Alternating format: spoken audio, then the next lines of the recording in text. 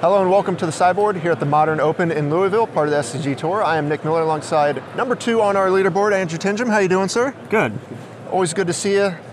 You've been tearing up the online, Magic world with this new take of Eldrazi. It's come to light this week. Everyone's been writing articles saying, I think Tenjum finally broke how to win the mirror and how to build the Eldrazi deck the best. And you have chosen blue-white. That's what they've been saying, yep. Now, you took the deck to a top 4 in the online PTQ, just kind of crushed the Swiss and then lost in the top 4. But you've got all the usuals here. We saw this at the Pro Tour. We saw the Mimic, we saw the Endless One, Sky Spawner, Thought-Knot Seer, Reality Smasher. And then you've kind of done the amalgamation that a lot of people have done to start. They put the Drowner of Hope in the package as well that we saw, from Frank Lepore and the other people playing the blue-red builds. But Eldrazi Displacer just cracks everything wide open from everyone I've talked to about this deck. Absolutely. How good is that card, and just how warping is it in this, metagame right now? Displacer, it just does everything, especially in the mirror match. The best interaction, of course, is Displacer with Drowner of Hope. Just blinking your Drowner and making 2 Scions every turn, or even more than 2 Scions, sometimes you make 4 or 6 every turn, is pretty game-breaking. And a lot of times the mirror comes down to a board stall where both players just have a bunch of creatures in play. And having Displacer and Drowner gives you inevitability because you're just going to be able to keep blinking it and keep on making Scions, and eventually you'll be able to tap down your opponent's entire board and attack for lethal. And the other important thing in the mirror with Displacer is that you can target your opponent's Endless Ones with it, which just removes it. It comes back with 0 counters and it dies. So yeah, Displacer is just very good in the mirror. All right, so on top of the Drowner activations, you get to kill Endless Ones, you get to bring back Sky Spawner if that's something you need to do just to get more value as you keep going. You can also blink Thought-Knot Seer during their draw step to essentially take away their draw steps. Okay, so an instant speed way to just rip their card away. And of course, we've got Dismember, but white also adds Path to Exile, the most efficient removal in the format. Seems like a natural inclusion. Yeah, in the mirror match, getting on board and getting ahead on board specifically is very important. So having 7 1-mana removal spells as opposed to the 3 or 4 that the other versions are playing, I think is a pretty big advantage. Okay. So what's the game plan in the mirror matches outside of hope you get to a board stall, then let the Displacer take over? Is there other interactions? Because we've seen all kinds of brews of Eldrazi at this point. What is the key outside of just Drowner? Well, or is there the mirror match is interesting because most of your cards are really the same as what they're doing, but I just think that we have the advantage because we can play our creatures and then we can kill our opponent's creatures with 1-mana removal spells because we have more of them. And that will eventually lead us to being ahead on board, and that's the key to the Eldrazi mirror, is just having more creatures than your opponent in play. So we've got the mana base we have all seen now. We've got Eye of Ugin, Eldrazi Temple, Cavern, but now you have only one Urborg, to kind of get the value, but also a Darker Waste, just giving you your blue and white mana, but also colorless.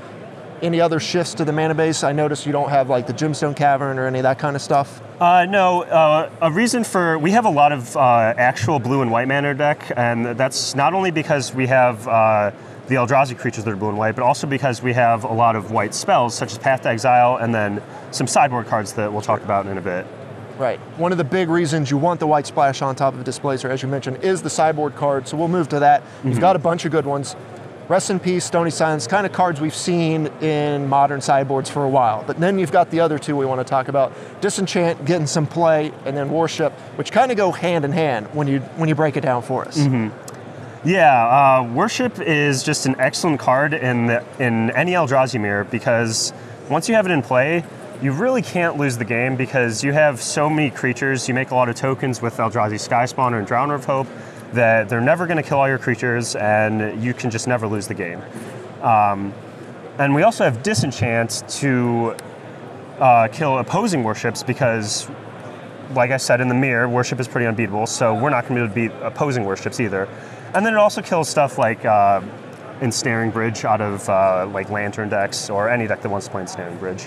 So that's a pretty important part of the deck because it allows us to beat cards that we normally wouldn't be able to beat without the white splash.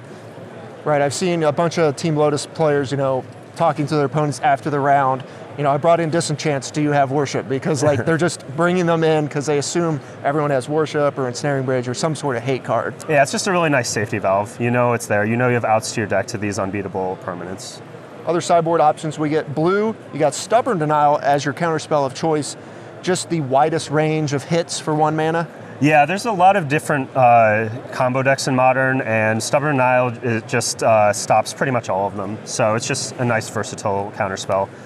And Ferocious is turned on quite a bit in this deck because we have Thought Knot Seer, Rally Smasher, and Drowner of Hope.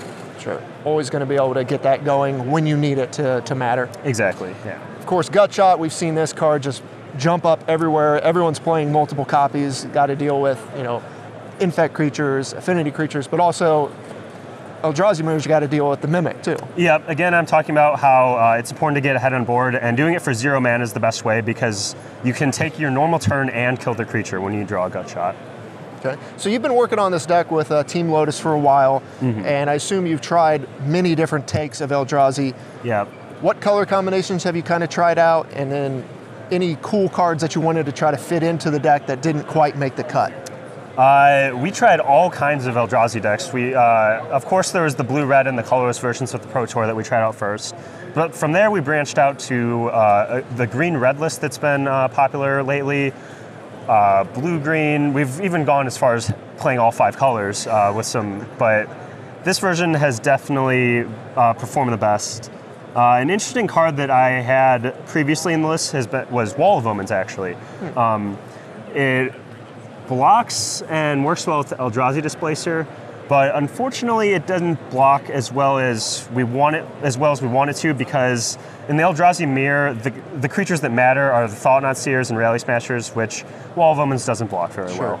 2 creatures that just beat through the wall. Exactly. But you do get a bunch of sweet value with Displacer if that's a route you want to go. Yeah, if the metagame was different and there's less Eldrazi decks and more decks like Burn and Infect and like Zoo, then Wall of Omens could be very good. But there's just too much Eldrazi in the metagame right now to not prepare your main deck to beat the mirror match. So the question on everyone's mind at this point is Eldrazi too good?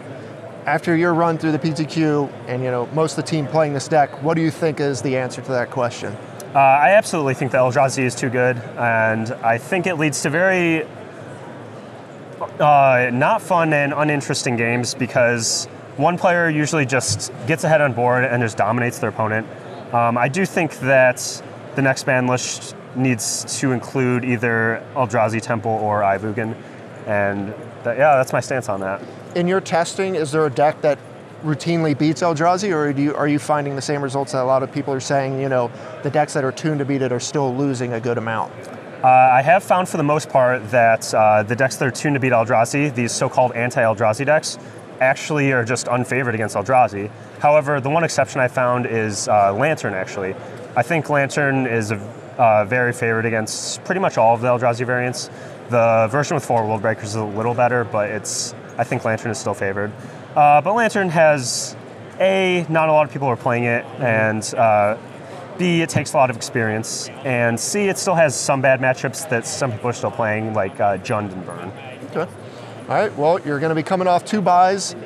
Most of the teams on this deck, it looks really good. You're on a run, so wish you the best of luck here in Louisville. Thanks, Stay Nick. tuned to StarCityGames.com all weekend long for the action here in Louisville.